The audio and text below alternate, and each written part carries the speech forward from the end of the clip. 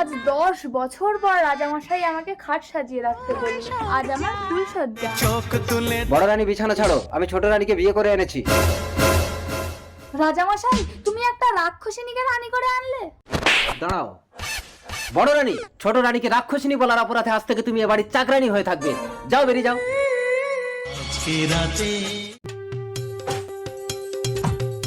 রাজামশাই, আজ রাতেও কে একটা গরু খেয়ে নিয়েছে। প্রতি রাতে আমার রাজ্যে কে গরু ঘোড়া ছাগল মানুষ খেয়ে ফাঁকা করে দিচ্ছে, তোমরা কি কেউ ধরতে পারছো না? রাজামশাই, গভীর রাতে একটা মহিলাকে আমি রাজবাড়িতে ঢুকতে দেখেছি।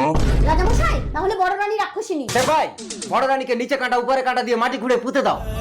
না রাজামশাই, আমি রাক্ষসিনী না। এই রাক্ষসিনী, চল। সেপাই, আমাকে প্রাণ ভিক্ষে দাও। আজ রাতে চুপি চুপি আমাকে রাজার ঘরে ঢুকিয়ে দাও। আমি রাক্ষসিনীকে ধরে দেব। ঠিক আছে।